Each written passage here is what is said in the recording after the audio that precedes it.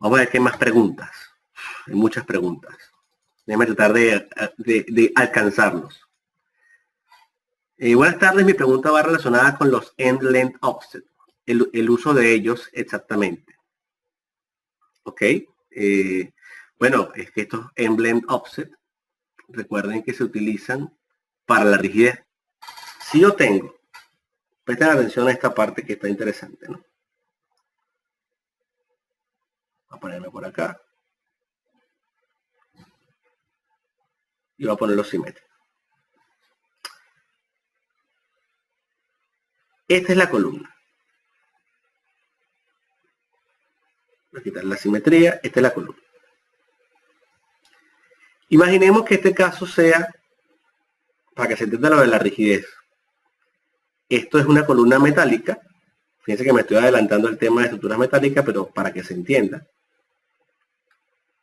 Y yo voy a generar aquí una conexión con una viga metálica también. Vamos a ver esto. Viga metálica, que tiene su ala. Y este sería, vamos a ponerlo un poquito más grande para que se aprecie.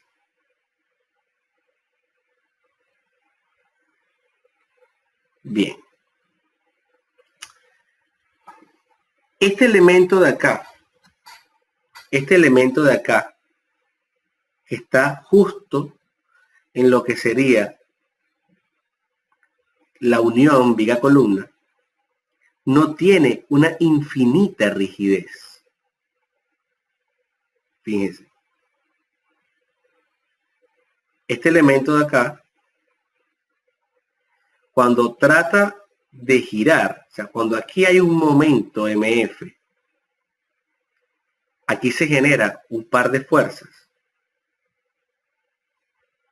Vamos a decirlo así. Aquí se genera un par de fuerzas que serían equivalentes al momento entre el brazo, que sería el momento entre la altura. Voy a decir que esto es una fuerza, vamos a decirlo, F. ¿Qué sucede entonces cuando aplico esta fuerza F? Que esto que llamamos la zona del panel,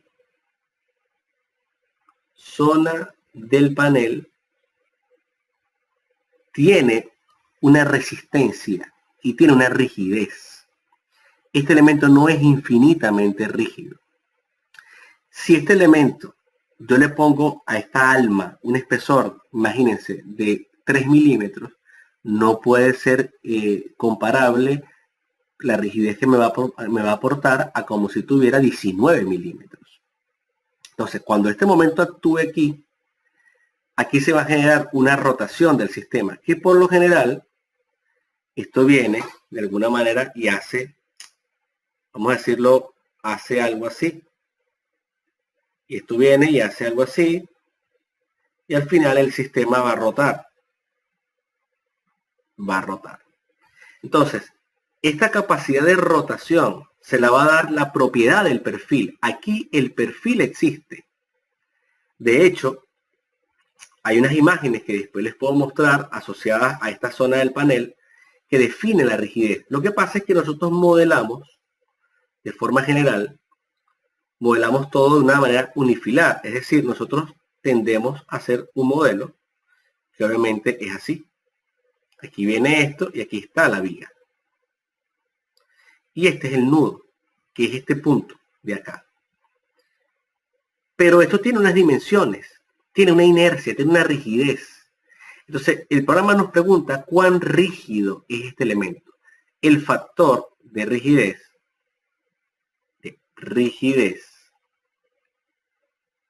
iría de 0 a 1. Decir que es 1 asociaría a 100% rígido. Y eso implicaría asumir que aquí no hay prácticamente deformaciones, sino que este elemento rota como un cuerpo rígido, manteniendo siempre su máxima, o sea, manteniendo su forma geométrica y por lo tanto le ofrece la mayor restricción a la viga, porque este elemento no sufre deformaciones internas.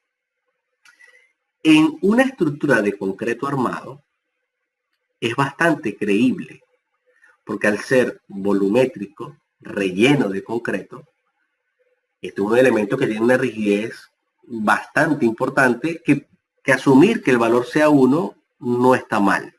Sin embargo, algunas bibliografías, experiencias, gente que ha estudiado este tema recomienda que este valor esté entre 0.8 y 1.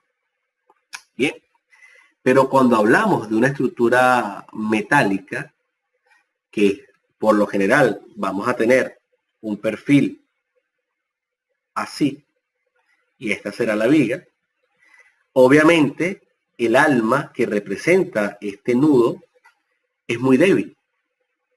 Por eso es que se incorporan planchas de continuidad, fíjense, planchas de continuidad, y se incorporan planchas adosadas al alma, lo que llamamos las doble planchas. Estas planchas adosadas al alma vienen a rigidizar y a darle más capacidad a la zona del panel, y en la medida que se incorporan rigidizadores, estoy dibujando en planta, que son estos, y planchas adosadas al alma, esta rigidez del conjunto aumenta, y también pudiéramos tener valores que se podrían acercar a 1, sin embargo, siempre el valor, pudiéramos decir que a nivel práctico pudiera estar entre 0.8 y 1. Ahora, si yo utilizara un sistema que no le pongo planchas adosadas al alma, no le pongo rigidizadores, y evidentemente esto va a ser muy flexible, el valor de 1 es ficticio, porque habría deformaciones y ese valor vendría, digamos, a 0.6, 0.5. Pasa con, por ejemplo, cuando tenemos una estructura tubular. Este es un tubo que tiene un espesor muy pequeño, estoy dibujando aquí un poquito de escala, y lo unimos con otro tubo.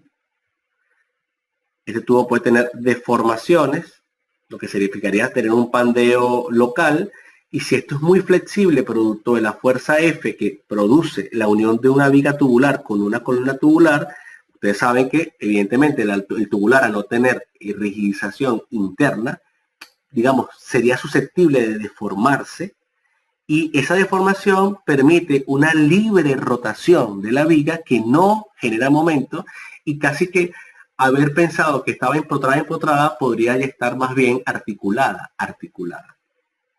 O sea, la rigidez del medio de unión va a condicionar la generación de momentos en el extremo. Cuando modelamos unifilarmente, los elementos lo que tienen es una sección, tienen una inercia. Si nosotros modeláramos esto en elementos finitos, veamos un caso. Me estoy adelantando, pero es que es importante. Me parece coherente y prudente que lo veamos. Disculpen que me extienda en este tópico, pero es que es algo que considero que todos deberían manejar. Vamos a ver, por ejemplo, este caso. Vamos a ver, esto es un modelo, este modelo que les voy a mostrar lo vamos a ver nosotros en el curso. Pero es para que se entienda, ¿no? Alguien viene y dice, yo voy a modelar una estructura de una viga que se conecta a una columna tubular y modela líneas. Y le pone un factor de 1 y considera que evidentemente tiene todo el empotramiento. Pero ¿qué pasa en la realidad? Modelos SAP 2000, vamos a buscar aquí modelos para videos, pero no sé si está justo acá o en la otra, modelos bases, probablemente esté aquí. Y vamos a buscar esta conexión, fíjense, tubular tipo 1. Presten atención acá. Este es un modelo que está hecho en áreas. Es un tubular con otro tubular. ¿Qué busca? Estudiar el fenómeno de lo que ocurra acá. Fíjense que tiene unas cargas aplicadas. Repito, esto lo veremos más adelante, pero me sirve para que se entienda lo que quiero decir. Aquí hay unas cargas aplicadas. No es un modelo de líneas, es un modelo de áreas. Fíjense cómo se deforma. Si le aplico la carga externa, fíjense cómo se deforma. Esto se deforma, pero veamos qué ocurre aquí, justo en la unión. Me voy a acercar.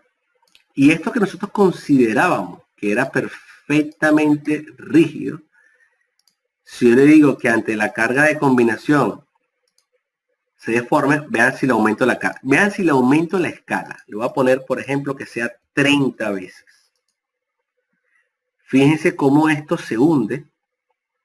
Esto se hunde. Esto se deforma. Y aquí la pared del tubo no es infinitamente rígida para la flexión que ocurre.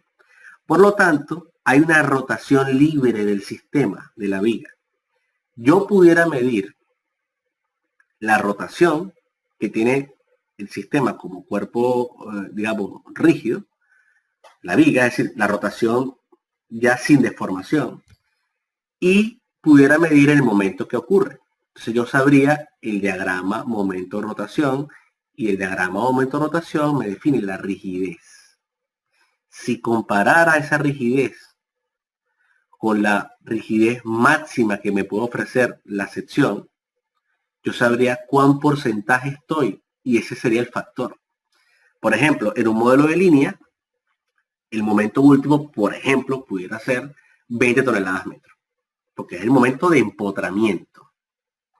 Si el momento que se me genera aquí fuese 10 toneladas metro, significa que el sistema es 50% flexible, yo incorporaría un factor de 0.5.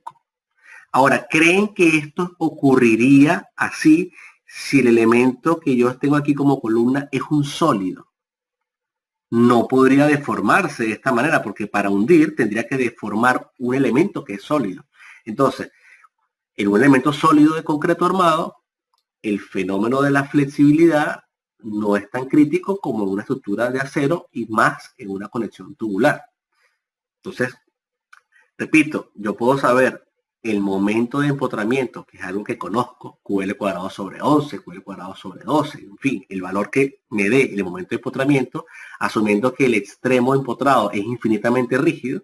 Y si preparo un modelo de elementos finitos como este, puedo saber el momento que ocurrió justo en esta sección, y esa relación de momento respecto al momento de empotramiento me dará un factor que es el que nos pide el ETABS como el factor de rigidez. Y vean cómo se genera aquí, por ejemplo, por von Mises, la combinación con deformada, cómo se genera el contorno de tensiones justo en estas esquinas, que es donde ocurre la mayor deformación. Eso no pasa de una manera tan directa como cuando tiene un refuerzo estructural. Es el mismo caso. Es exactamente el mismo caso, pero ahora hay refuerzo. Entonces resulta que si yo incorporo planchas, vamos a verlo en una vista extruida. Resulta que si yo le genero espesores, anillos verticales, ahora rigidicé todo este mecanismo, es evidente que ante esta situación yo tendré una respuesta diferente. Porque a pesar de que en las esquinas se va a generar todavía una tensión más local, ahora hay un mayor trabajo de todo el sistema, y este elemento rota menos porque la columna le ofrece mayor empotramiento. Creo que está claro, ¿no? Claro, no es tan fácil calcularlo. Por eso que al final tomamos un valor un poco conservador. Entonces, bueno, digamos que se puede tomar un valor de 0.8, 0.9. Al final es un valor que tampoco podemos calcular todas las conexiones para saber el valor. Hay que buscar algo práctico. Entonces, bueno, algún día uno tiene tiempo y se sienta y hace 1000 modelos y estudia y llega a una conclusión. Estructuras metálicas, utilizo 0.80, estructuras de concreto, 0.90, y al final se queda con esos valores. O sea, que no hay manera, ¿no? O sea que en SAP vamos a poder calcular conexiones metálicas, vamos a poder estudiar conexiones metálicas por elementos finitos. Y digamos que es lo que podemos hacer en SAP 2000.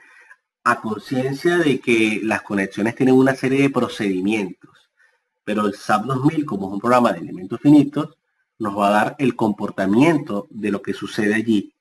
Y estudiando las tensiones, estudiando los momentos máximos, podemos relacionar estos resultados con expresiones normativas y poder calcular si la pared de un tubo es satisfactoria, si la plancha cumple los requerimientos. O sea, hay que hacer un híbrido entre la respuesta de elementos finitos del programa y los chequeos manuales.